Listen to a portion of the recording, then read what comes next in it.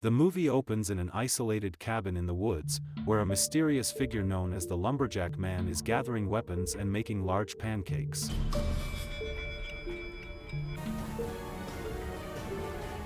The scene then shifts to a group of teenagers heading to their annual retreat with the staff of Good Friends Church Camp.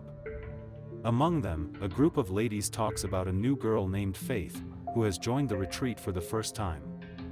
One of them, Danielle, decides to humiliate Faith, but Faith turns the tables and embarrasses Danielle instead, leaving her furious. Meanwhile, two friends, Jeff and Kellenberger, both have a crush on Faith. Kellenberger asks Jeff to talk to her on his behalf, but Jeff refuses, leading to an argument between them that draws unwanted attention. Later, the camp director, Doug, sets out rules for everyone to follow during the camp. He promises that if they follow these rules until the end, they will all be rewarded with a pizza party. Elsewhere, Detective Dr. Peter Shirtcliffe drives to a local store, and while taking pictures, he captures an image of the bus carrying the teenagers. Inside the store, he asks the manager where the bus is headed, and the manager tells him it is going to Big Timber State Park for a camp retreat. Shirtcliffe then buys ammunition, a sachet of syrup, and pays for them before leaving. Meanwhile, the group of teenagers arrives at the campsite. Doug tells the driver, Leon, when and where to return to pick them up. However, Leon is in a hurry to leave and drives off. Doug and his assistant, Teresa, gather the teenagers, introduce them to Reggie the cook, and assign everyone different tasks to do around the camp. Elsewhere, Leon uses cocaine to get high, then drives to another location where he picks up two prostitutes to have a good time with. While Leon and the women are partying inside the bus, the Lumberjack Man arrives, carrying axes, a saw, and a rolling griddle with giant flapjacks. The killer enters the bus and brutally beheads the two prostitutes. Unaware of what just happened, Leon encounters the Lumberjack Man, who kills him too. He then uses their blood as syrup for his giant flapjacks, preparing it for his meal later. Meanwhile, Faith and her new friend Jacqueline are working near the volleyball area when they notice someone secretly spying on them from behind a stack of hay, which turns out to be another camper, Ernie. Faith takes a book from him, which contains drawings of naked women, drawings she believes are of them. She scolds Ernie, causing him to run away. In the forest, Jeff and Stanley are preparing to smoke weed when they are caught by Alberto, the man they were supposed to be working for but decided to skip. Later, while the two friends are working in the stables, Alberto takes the weed from them and begins smoking it himself. Realizing the weed is affecting him, Jeff and Stanley come up with a plan. As the smoke fills the area, they sneak away and set up a crude sculpture of themselves to trick Alberto, which he falls for. Later, Alberto looks at a picture of his girlfriend when the Lumberjack Man approaches him from behind. Startled by a noise, Alberto turns, and under the influence of the weed, sees his girlfriend standing there instead of the killer. Suddenly, the Lumberjack Man grabs him by the neck and decapitates him. Meanwhile, Dr. Peter Shirtcliffe tries to warn the head park ranger of Big Timber State Park, Luann Potts, about the danger awaiting the campers. She refuses to believe him, thinking his story is too ridiculous. Shirtcliffe shows Luann newspaper articles about a previous mass murder that took place in Big Timber years ago, at the same camp where the teenagers are now. He explains that since 1896, a monster has resurrected every 30 years to carry out a massacre at the camp. Luann still doesn't believe him, and when Shirtcliffe asks for directions to the camp, she refuses and sends him away. However, Shep, the deputy ranger, secretly meets with Shirtcliffe and gives him the directions. Back at the campsite, Ernie is spying on two girls, Stacy and Courtney, as they play in a river. Unbeknownst to him, the Lumberjack Man cuts down a large tree, which falls on Ernie and kills him. Hearing the noise, Stacy and Courtney quickly rush out of the water. Meanwhile, Faith, Jacqueline, and another camper, Kendra, are heading to the dining hall when they bump into Jeff and Kellenberger, who are running around shirtless. When Jacqueline asks why they aren't wearing shirts, Kellenberger lies and says they were wrestling, leaving the girls confused. As they continue toward the dining hall, Jeff decides to go with them, leaving Kellenberger behind. Elsewhere, Danielle and another camper, Trevor, have just finished making out. Danielle realizes she is out of cigarettes and orders Trevor to go get some for her, unaware that the lumberjack man is lurking nearby. On his way, Trevor notices a large pancake and is suddenly attacked by the lumberjack man. Danielle hears his scream and calls out for him, but Trevor does not respond.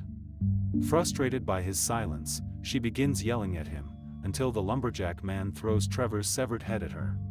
Danielle is then confronted by the killer. He grabs her, twists her body unnaturally, and finally kills her by slamming her against a tree. Meanwhile, in the dining hall kitchen, Faith is making pancakes when Reggie, the cook, comes in looking for a missing barrel of syrup. Soon after, Jeff joins Faith, and Reggie leaves the two teenagers alone. Moments later, Faith and Jeff start to play around, which turns into a food fight. Other campers join in, turning the kitchen into a complete mess.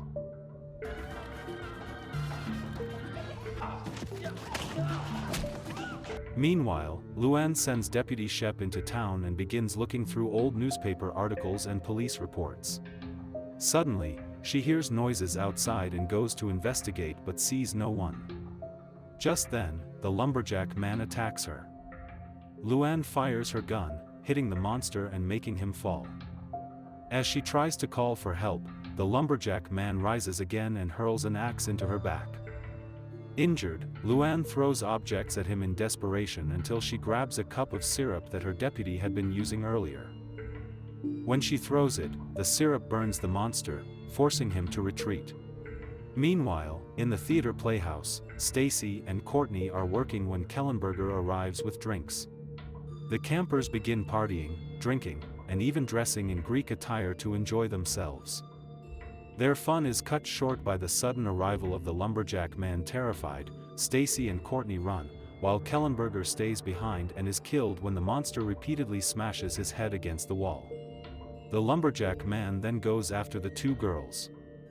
While running, Stacy gets caught in a trap and begs Courtney for help, but Courtney runs off to find someone. Alone, Stacy is confronted by the killer, who stabs her through the head and collects her blood for his pancakes. As Courtney flees through the woods, the lumberjack man ambushes her with one of his giant pancakes. Courtney continues running, but the lumberjack man seems to anticipate her every move. He ambushes her again and kills her by repeatedly smashing her with his giant pancake. Meanwhile, Dr. Peter Shirtcliffe arrives at the camp and gathers everyone, warning them to leave immediately. Doug refuses to believe him and threatens to call the police if he doesn't go. Shirtcliffe then tells a story. Back in 1892, J.T. Jepson was hunting wildcats in the woods when he was drawn by the aroma of freshly made pancakes. The cook was Nehemiah Easterday, a quiet, secluded man who every first Tuesday before Lent, prepared his family's secret pancake recipe as part of tradition. When Jepson asked for the recipe, Easterday refused, vowing to take the secret to his grave rather than sell it for profit. Jepson murdered him by drowning him in his own syrup and stole the recipe, hiding it inside a stuffed ocelot. This act cursed Easterday, transforming him into the vengeful monster now known as the lumberjack man. Shirtcliffe warns that the monster rises to kill anyone who enters his woods and that once he finishes his pancakes before Lent morning, he becomes unstoppable. Despite the warning, Doug still refuses to believe the story and orders Shirtcliffe to leave. The tale deeply unsettles Faith, who runs into the woods. Jeff follows her, manages to calm her down, and brings her back to camp. Later that night, while driving, Shirtcliffe comes across an injured Luann, who has clearly encountered the lumberjack man. Luann tells Shirtcliffe about the killer's witness. He helps her and drives off with her. Moments later, Deputy Shep arrives at the same spot looking for Luann, but they are already gone. On the road, Shep notices a giant pancake and stops in amazement. Suddenly, the lumberjack man appears behind him and kills him. Back at the dining hall, the campers are served pancakes prepared by the chef, Reggie, who sadly informs them that there is no syrup. Doug assigns Jacqueline to lead the group in prayer, but her awkward words prompt Doug to interrupt and end the prayer early.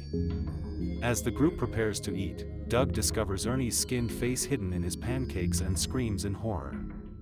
At that moment, the lumberjack man bursts into the hall.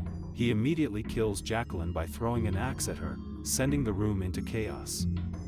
Reggie, Jeff, and Faith run and hide in the kitchen while the lumberjack man begins a brutal killing spree, slaughtering campers and staff one by one in the mess hall.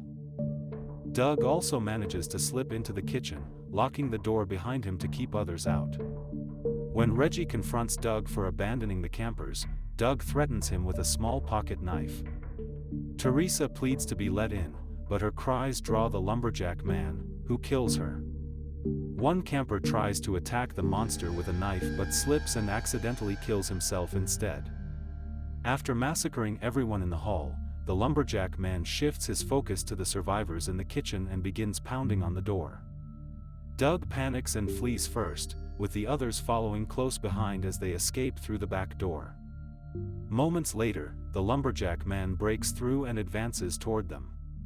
Jeff and Reggie manage to open the door just in time. Faith and Reggie escape, but Jeff stays behind and is killed by the lumberjack man, who drags his body away. While running, Faith and Reggie are confronted by the killer again and seek refuge in the stables. Hearing footsteps approaching, they arm themselves with weapons, only to discover it is Shirtcliffe. Instead of fleeing, Shirtcliffe tells them he knows how to stop the monster once and for all. He shows them a sachet of J.T. Jepson syrup, revealing it as the key to defeating the lumberjack man. Moments later, the group encounters a panicked Doug, who abandons them to save himself. As he flees, he falls into one of the lumberjack man's traps and is gruesomely cut in half. Meanwhile, the lumberjack man finishes eating his giant flapjack soaked with the blood of his victims, making him stronger than ever. Faith, Reggie, and Shirtcliffe prepare to confront him. Faith carries a handsaw while Reggie wields a wrench as a weapon. Shirtcliffe leaves briefly to retrieve something from his car while Faith and Reggie venture into the lumberjack man's house. Inside, they are confronted by the monster in his fully empowered state. Reggie tries to attack with the handsaw, but the lumberjack man catches it and hurls it outside. When Reggie strikes again, the killer grabs him by the throat, strangles him, and throws him hard against the wall. Faith rushes to Reggie, trying to persuade him to escape, but he is still struggling to catch his breath. As the lumberjack man moves in to attack them, Deputy Shep arrives at the house. The monster turns his attention to Shep and brutally kills him by ripping out his heart. Faith reaches for the syrup Shirtcliffe gave her earlier, but the lumberjack man hurls a hammer at her, slicing off some of her fingers. Before he can finish them off, Shirtcliffe returns and blasts the monster with his shotgun, knocking him to the ground. The trio leaves the cabin, but the lumberjack man suddenly rises and comes after them with an axe. Shirtcliffe grabs the syrup and faces the monster, but struggles to open it. Instead, he trades blows with the killer until the lumberjack man strikes back, knocking Shirtcliffe to the ground. Faith confronts the monster with the shotgun, only to discover it's out of bullets. The lumberjack man seizes her by the neck and throws her back inside his cabin, where she finds the missing barrel of syrup from the mess hall.